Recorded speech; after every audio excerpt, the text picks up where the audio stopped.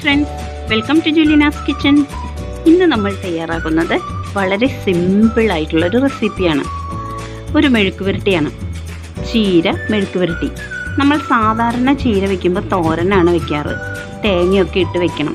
ഇത് നമുക്ക് തേങ്ങയൊന്നും ഇല്ലാതെ വളരെ ടേസ്റ്റിയായി സിമ്പിളായിട്ട് എങ്ങനെ ഉണ്ടാക്കാമെന്ന് നോക്കാം.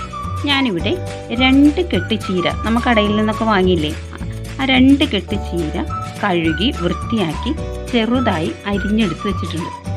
ഒരു കടായി ചൂടാക്കാൻ വെച്ചിട്ടുണ്ട്. നമുക്കതിലേക്ക് ഒരു 2 ടേബിൾ സ്പൂൺ വെളിച്ചെണ്ണ ഒഴിച്ചു കൊടുക്കാം. വെളിച്ചെണ്ണ ചൂടായിട്ടുണ്ട്. ഇനി നമുക്കിതിലേക്ക് 1 ടീസ്പൂൺ കടുകിട്ട് കൊടുക്കാം.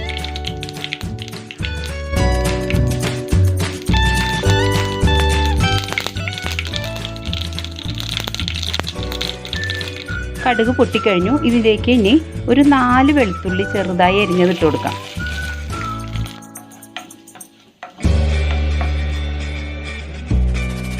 ഇനി ഇതിലേക്ക് ഒരു 15 ചെറിയുള്ളി ചെറുതായി അരിഞ്ഞത്. ചെറിയുള്ളി ഇടുമ്പോൾ നല്ല ടേസ്റ്റാട്ടോ.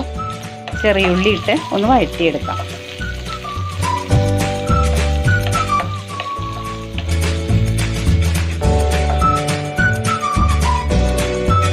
ഇനി ഇതിലേക്ക് ഒരു ചെറിയ സവാള അരിഞ്ഞതും കൂടി ഇടാം. അപ്പം നിങ്ങൾക്ക് ഉള്ളി മാത്രം ഇടണമെങ്കിൽ അത് ഇടാം കേട്ടോ, അല്ലെങ്കിൽ സവാള മാത്രം ഉള്ളെങ്കിൽ സവാള മാത്രമായിട്ട് ഇടാം. ഇത് രണ്ടും കൂടി ഇടുമ്പോൾ ഒരു പ്രത്യേക ടേസ്റ്റാട്ടോ. ഇപ്പോൾ ചെറിയുള്ളിയുടെ ഒരു ടേസ്റ്റും സവാളയുടെയും കൂടെ ഒക്കെ വരുമ്പോൾ നല്ലൊരു ടേസ്റ്റ് കിട്ടും.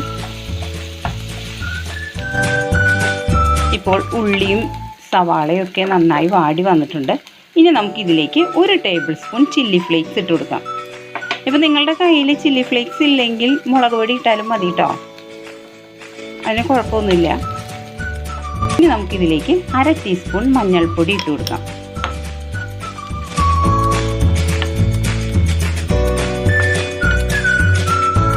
ഇപ്പോൾ മുളകും മഞ്ഞളൊക്കെ നന്നായി മൂത്ത് വന്നിട്ടുണ്ട്.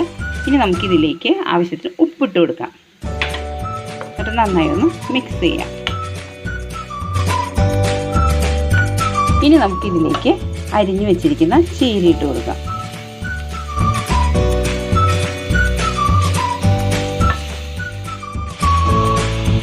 നമ്മൾ എന്നും ഇങ്ങനെ തോരനൊക്കെ അല്ലേ ഉണ്ടാക്കാറ്, നാളികേരമൊക്കെ ഇട്ട്.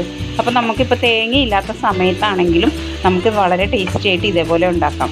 അതുപോലെ നമ്മൾ ജോലിയൊക്കെ കഴിഞ്ഞ് വന്ന് പിന്നെ പ്രത്യേകിച്ച് ബാച്ചിലേഴ്സിനൊക്കെ ആണെങ്കിൽ ടേസ്റ്റി ആയിട്ട് ഇതേപോലെ ഉണ്ടാക്കാം. നാളികേരവും വേണ്ട, ഒന്നും വേണ്ട, വേഗം തയ്യാറാക്കി എടുക്കാവുന്ന ഒരു മെഴുക്കുവരട്ടിയാണ് ഈ ചീര മെഴുക്കുവരട്ടി.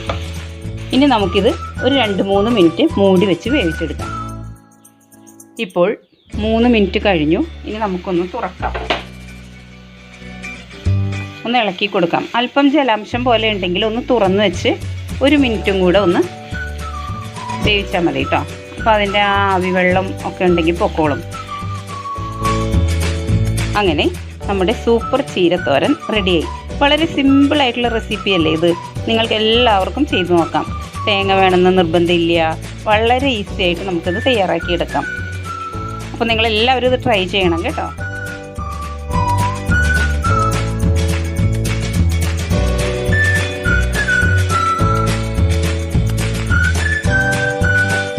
ബാച്ചിലേഴ്സിനൊക്കെ വളരെ ഈസിയായി ഉണ്ടാക്കാൻ പറ്റുന്ന ഒരു മെഴുക്കുവരട്ടിയാണിത്. അങ്ങനെ വളരെ സിമ്പിൾ ആൻഡ് ടേസ്റ്റി ആയിട്ടുള്ള ചീര മെഴുക്കുവരട്ടി നമ്മൾ ഉണ്ടാക്കി കഴിഞ്ഞു. വളരെ ഈസിയാണിത്. നിങ്ങൾക്കെല്ലാവർക്കും ഇത് ഇഷ്ടമായിട്ടുണ്ടാവുമെന്ന് വിശ്വസിക്കുന്നു. നിങ്ങളെല്ലാവരും ഇത് ട്രൈ ചെയ്യണം.